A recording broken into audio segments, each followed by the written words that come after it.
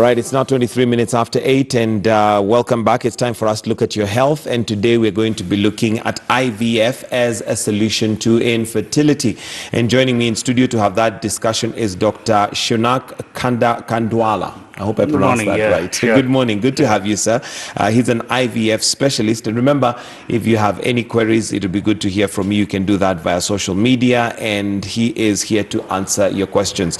Now, Daktari, maybe just to start off from a very wide range in understanding infertility generally, because especially when you're looking at Kenya, we have a cultural background. There are those who feel that sometimes infertility is attributed specifically to the woman, but that might not be the case medically speaking. What are some of the things generally that would cause infertility? Well, infertility is when a couple is staying together for a year but doesn't conceive, in spite of trying frequent unprotected sex without contraceptives. Now, if the woman is more than 35 years of age, you know, the woman's age is very important. Yes. If the woman's age is more than 35 years, then staying 6 months together and not conceiving is considered infertility. Okay. Infertility is due to various causes. Male and female are equally responsible. And there is something called unexplained infertility, where we do not know the factor. We do the investigations in the male and the female, but we don't see any problem. Reason why they should. So it's unexplained infertility. So I would say 30% of the time the female is involved, 30% the male, and you have 20 to 25% the unexplained. And then there are 15% factors in which both male and the female can be involved simultaneously at the same time, you know. Okay. Now that I'm looking at the global figures, and infertility affects 15% worldwide, which is quite big. And of course, we do know the pressures that comes with. But thank God to technology and science, that has now been, the interventions that one can have. What are some of those interventions should one be experiencing that period of infertility? So first of all, we need to do a proper diagnosis. So we have an array of diagnostic tests, including hormones, laparoscopy, hysterosalpingography. I mean, these are just terms to, explore the various organs of the lady, and the semenogram to see the husband's semen sample. Once you know what is the problem, then you start dealing with the tackling the issue.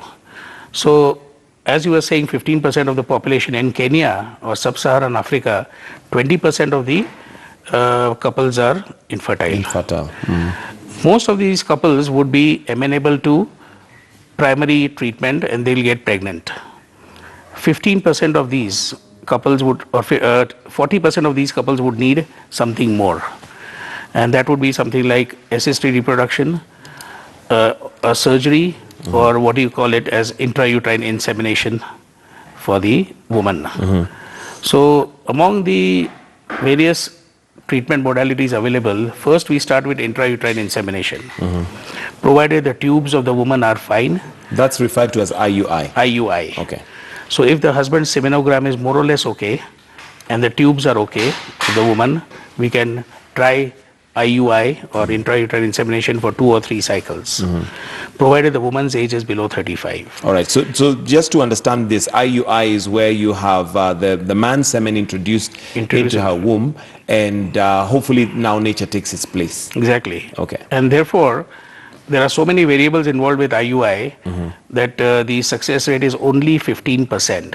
Wow. So our audience should know that IUI success rate per cycle is only 15%, even with the most favorable situation. Okay. So it doesn't get better than 15 to 20%. So if we do about 3 or 4 cycles of IUI, maybe the success rate increases to 35 to 40%. And then after IUI, we have what is called as in vitro fertilization or IVF, in which both the gametes, that is the sperm and the eggs, are removed, fertilized in the laboratory, the embryos are created, and the embryo is put inside the uterus of the woman. That gives a success rate of 35 to 40% across all ages. Because, we have women coming right from 30 to 40 plus. So the more the woman ages, more she gets closer to 40 or above, her fecundity rate will go down terribly. But now with IUI, you've mentioned that 35 and below is what is allowed. With IVF, is that the same case? Or can you take an older person? Yeah, we can take an older lady as old as 40 or even 45. But as you know, there are so many things involved. When she becomes older, she starts losing her ovarian function. And therefore, an older woman will need a IVF with a donor eggs. Okay. She might not be So able to she'd use her only own be eggs. she'd only have. She'll only be a recipient. Right. Right. Okay. And IVF, so IVF you can go up to 45. Now, what's the procedure for the IVF? So in IVF, what we do is we extract the eggs from the woman. First of all, we stimulate the ovaries by giving her injections. That's for about 10 to 12 days. Then after 10 to 12 days, when she has got enough eggs in her ovaries, as we see by ultrasound, then we extract the eggs again under ultrasound guidance through the vagina. There is no incision, there is no scar, nothing. Once we have extracted the eggs, we get the sperm from the man, from the ejaculation, and then we fertilize the egg with the sperm by a procedure called ICSI or ICSI, where we put one sperm into one egg under 1000x magnification. Once these eggs are fertilized, they are then kept into the incubator for 3 days. They are cultured, fertilized, and then an embryo forms after 3 days. Then the embryos are put inside the uterine cavity or the womb of the woman. That is basically IVF or in vitro fertilization. And this is something, of course, that the couple have to agree. Are there instances where, for instance, if a woman does not have a husband and should still want to go through the process, that is possible? Yeah, it's possible because then she would opt for a donor semen, sperm donor. And they're available? They are available because we have sperm banks where we freeze the sperms from the donor. Of course, the sperm donor is anonymous to the woman. She doesn't know the identity of the sperm donor, obviously. But we try to match the characteristics as much as possible as she wants. And then we can inseminate her rather than doing IVF. Okay. Just inseminate. And are there dangers of this? Because it almost sounds like creating the first part of a human being outside, nature. No, there are now so many years have passed and so many babies have been born through ICSI or IVF. And there has not been any genetic defect which is significantly more than what is there in the background population. So really it doesn't really matter as long as you do it the correct way. But of course there are there are debates to this that injecting the sperm into the egg, then some cellular damage may be there, so there could be some changes, but we haven't really found genetic abnormalities in the babies which are born through IVF. Okay.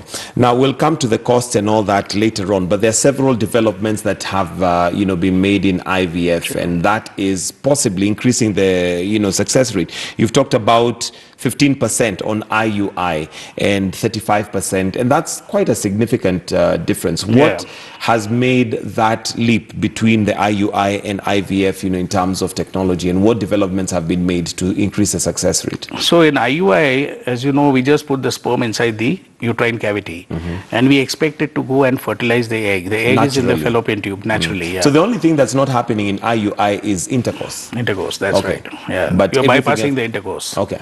And you're putting the sperms directly into the uterus. When you have the intercourse, the sperms go into the vagina. Correct. So you're trying to facilitate the sperms meeting the egg. But even then, you don't know whether the fertilization is actually occurring, whether the egg has come out at the same time. So there are so many variables in a method like IUI. IUI, yes. For that reason, I myself am not a big advocate of IUI. And I would, if an older woman comes to me, I always try to encourage them to go for IVF. But of course, as you know, the cost factor. IUI you can do in 35,000 to 40,000 shillings. IVF is 10 times the cost. 10 times the cost. Yeah, that's so it's about almost 350,000. No, I would say more than that, 400 to 450. Wow. Including medication and tests. So that would deter a couple from going to IVF directly. So, a couple usually tends to take chances with IUI and they see if they can get pregnant with that. If not, then they might think of going for IVF. IVF, what we do is we take the sperm and the egg outside, and under our eyes we are doing the fertilization under the microscope. So it has more of a guarantee. You get the embryos, and once you get the embryos, you are just putting in the uterus again under guidance. What all the embryos have to do now is to implant inside the uterus. So whatever these newer methods have come to facilitate the implantation of the embryos in the uterus and to select the best embryos, so that pregnancy is not the only thing. What is more important in IVF at the end of the day is that the couples take the baby home, or the live birth. That is what is important. So nowadays, pregnancy, the success of IVF is always determined by the live birth rate anywhere in the world. All right, there is several developments. I was reading about this, and we've got the likes of embryo and gamete freezing. What is that all about? Maybe explain to us what that is and how that helps in increasing that rate, because maybe that also justifies the cost. Sure. Actually, what we do in freezing is that we put the embryos in liquid nitrogen. So they are at minus 361 degree Fahrenheit. At that temperature... And that's for preservation. Yeah, that's for preservation. At that temperature, all biological and physiological activity stops or ceases. It's like, pausing a video. So it's pausing the embryo at that stage, and it remains in that stage unless you bring it out and thaw it, bring it back to body temperature, then the cellular activity again restarts. The advantage of freezing is that when we do IVF, let's say I developed 10 embryos from this lady, and the lady had 10 embryos. Now I can't put all the 10 embryos into her womb. I mean, she'll get multiple pregnancies. Right.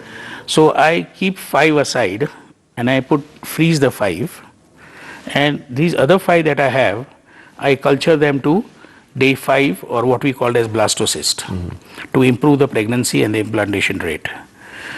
If she does not conceive in this cycle, she also has the other 5 remaining. So she doesn't have to go through all the process again. And at 1/4 the cost of the original cycle, that is at 110,000 or so, she can transfer these frozen embryos. So she literally gets 2 bites at the cherry. Wow. And is that development in technology, is that something that has been started, or was that happening even before? It was happening. Freezing has been occurring since a long time now, but more and more advances have got into the technique of freezing. So now we have got rapid freezing, where we freeze the embryos within 10 minutes, put them into the liquid nitrogen. Thawing occurs in 15 minutes, and immediately after thawing you can transfer into the uterus. Yeah. Okay. Is that the same as fertility preservation? Is that the same? Yeah. So for you freeze the sperms and the eggs in fertility preservation. So there is a woman who does not have a partner. She's very busy in her work pattern, work lifestyle. She doesn't have a time to get a partner or a husband. So she freezes her eggs before she becomes older. So at around 30, 32, she freezes all her eggs. Let's say she freezes 2 or 3 times the eggs, so about 10 eggs. So when she actually has a partner, and that time when she's old and therefore cannot have as many eggs as she had, she can use those banked eggs for being fertilized by the sperms from the partner and get a baby. Okay. So many couples have got babies like that. So this is something you can do, but of course it requires a plan.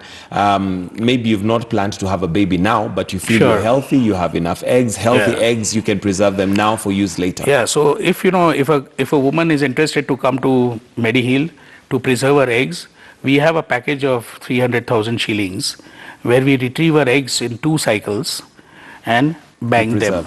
Yeah. And how in terms of quality, how good are those eggs, and how long can they be preserved? They can be preserved for effectively 10 years, but they are best used in 5 years. So for 5 years, if you use them, the eggs, they are as good as new. Okay. As when you had frozen them. After the 5 years, do you stand any risks of maybe having complications either with the pregnancy or a child who possibly might, be challenged in one way or the other physically? No, after 5 years, what happens is that the egg quality may go down. So when you thaw the eggs, you immediately realize that these eggs are not as good. So maybe those eggs may not be able to be used for fertilization then, and they may not form embryos. Okay. And as you said, even if they form embryos, they may end up in miscarriage or something. Or something like that. Yeah. Their quality is not as good. Exactly. And does that happen both for the woman and the man in terms of preserving the sperms as well? Yeah, the sperms are more hard, they are more tolerant to freezing, so they can be preserved for as many years as possible. Eggs are not so much. Sperms are the best to freeze, then the embryos, then the eggs. So the sperms can be frozen. We have a sperm bank in our center, where we have frozen donor sperms as well as husband sperms. Like there are many husbands who are not been able to be there at the time when the IVF of the woman is there. So when the cycle is going on, they are outside. So we bank the sperms, we freeze them, and we can use the frozen sperms. The frozen sperms, there's no problem at all. Okay. Is this some I would form also like to add, that fertility preservation is also used in men or women going for oncotherapy, like cancer treatment, radiotherapy or chemotherapy. So before they go for that, they preserve the gametes so that there's no problem later. Okay. And is this bordering on genetic, modification or anything genetic? Because one then at this rate can almost choose when to have the baby, what quality of baby to have, the genes maybe. Yeah, very soon people will be able to have designer babies, but not now. But what I was trying to say was there's another technique that we have adopted now in Mediheal is called the preconceptional genetic diagnosis or the PGD or the preconceptional genetic screening of embryos. So there are so many women, all women mostly, whether they are young or old, they produce abnormal embryos, whatever their age is. It's a natural thing. Yeah, it's a natural thing. The more they age, the proportion of abnormal embryos increases. Therefore, the implantation becomes lower in an elder woman. So the pregnancy rate in a young woman, let's say if she comes between the age of group of 25 to 35, her pregnancy rate would be almost 60 to 70%. But as we go towards 35 to 40, it goes down. Why? Because of the more aneuploid or the abnormal embryos, what we call as aneuploid embryos. Euploid being normal, aneuploid is abnormal.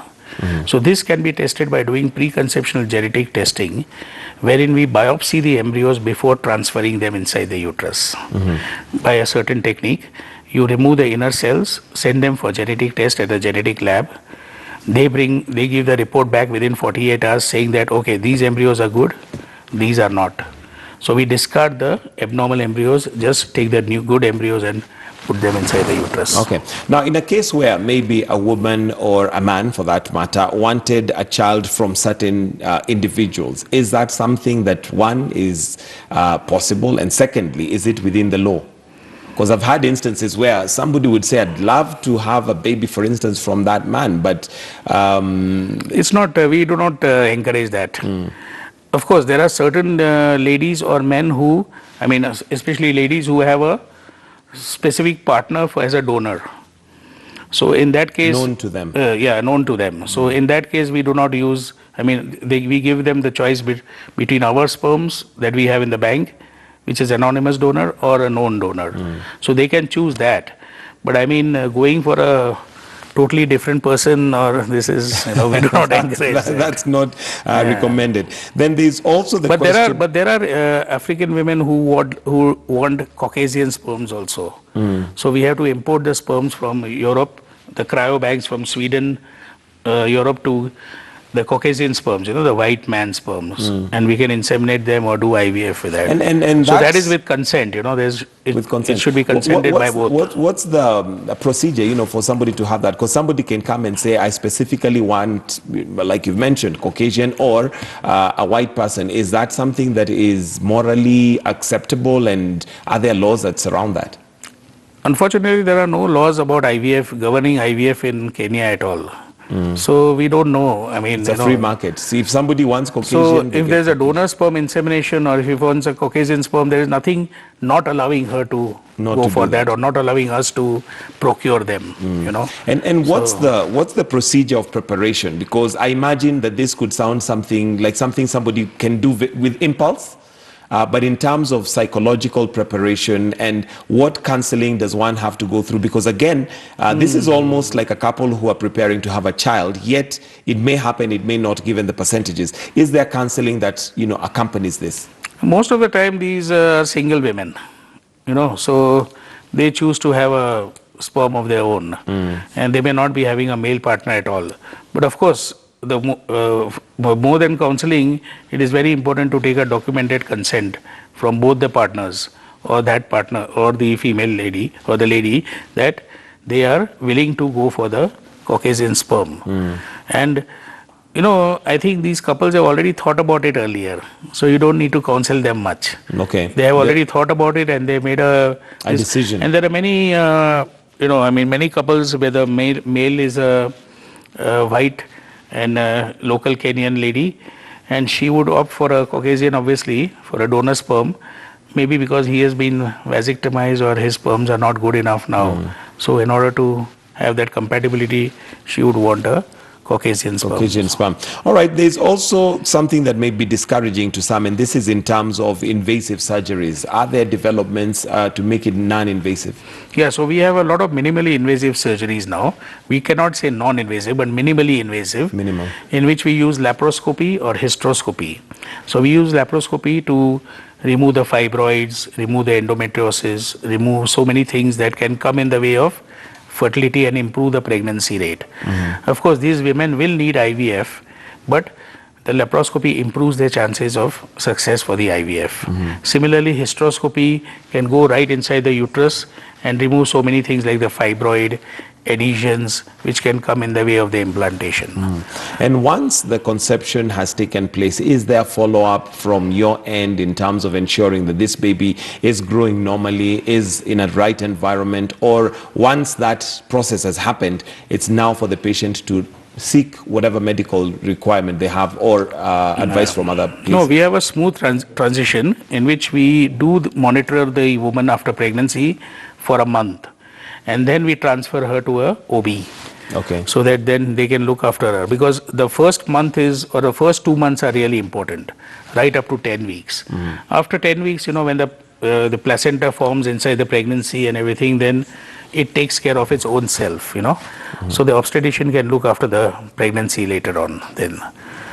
But we do the ultrasound, we do the initial blood tests and everything till she can be transferred to the obstetrician. All right, and just some information to interrupt this. Some news that's coming in now in regards to a raid that is taking place currently, and I believe I am joined by Mark Namaswa, who is currently on site. Mark Namaswa, bring us up to speed. What is going on? Now, Michael, the information that we have so far is still scanty, but what we understand, what we've learned from a family member here at Karen, just opposite the Karen police station, the Karen Total station, we have been told that at around 5:30 a.m. this morning, ESCC sleuths landed at the home of Samburu Governor Moses Lenol Kulal. We understand from the alerts that it is in connection with the alleged embezzlement of some 2 billion county funds. So what we've learned from a family member who has briefed us is that ESCC officials are interested in 2 houses that are just opposite the Total Karen station, and this is the first house that is right behind me that they have been combing through documents and other details since 5 a.m. this morning. Now we understand that after this house they'll be heading to the second house that is just behind this one. So what we have inside the compound are ESCC officials. Have spotted some of them, and I've spotted some armed guards inside the compound. The ACC officials are still inside this first compound. So the plan that they have is, after they have combed through documents and what they want to gather in connection with the supposed embezzlement of some 2 billion county funds, they will head to the second compound. So when I last checked about some 3 minutes ago, is that we had requested to get some audience with the governor as well as the ESCC officials. So we are still waiting just outside the gate. We hope they will be able to brief us on what mission brings them here and the nitty-gritties of what they are trying to probe. But after this house, we'll head to the second house and see what they have to gather, and probably get an interview from both parties to tell us what is up. Back to you, Michael. Before we let you go, do we know if the governor is in the house as they continue with the raid? Is the governor present in the house where they're doing the raid currently? Yes, I can confirm that the governor is inside. I have spoken to one family member who tells me that, in fact, they had a trip to make today, but it was only interrupted by the entry of EACC officials who jumped in at around 5:30 a.m. So I can confirm that the governor is inside. We've even requested his aides to allow us interview him, and we are still waiting to see if that can happen. But we hope we'll be able to get all of that from the horse's mouth, from the governor, as well as from the EACC officials. So Thank you very much, Michael, that he is inside this first compound.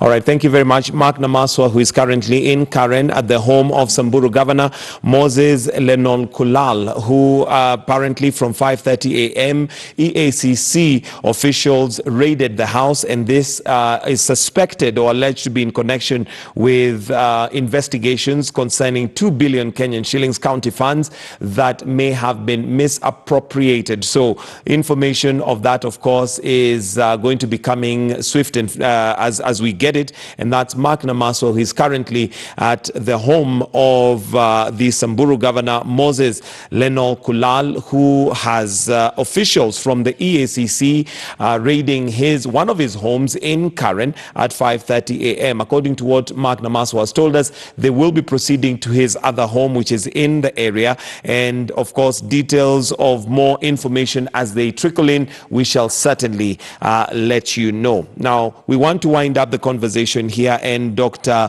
Kandwala, one thing that I would like to find out from you, the costs that you've mentioned for IVF are pretty high, especially in terms of IVF. What is the money back guarantee, or what guarantees are there that one has? So for certain couples, they have to, fulfill the eligibility criteria. If they fulfill the eligibility criteria, then we have a shared risk program in which the Mediheal also takes a percentage. Mm-hmm. So we give back a part of the money after 3 cycles of IVF treatment, but they have to pay the actual amount upfront. If she conceives after first cycle, that's it, it's over. Mm-hmm. But if she doesn't conceive after 3 cycles, then we are willing to share the risk and pay back a certain amount. All right. Of course, details will be only available when the couple comes to us. Yeah. All right. Thank you very much, Dr. Shanak Kandwala, for joining us this morning and talking about IVF. It's been very eye-opening just to know the technology that is available for you. Well, it now brings us to just about 10 minutes to 9, and this is where we wind up the show and take this opportunity to say thank you for joining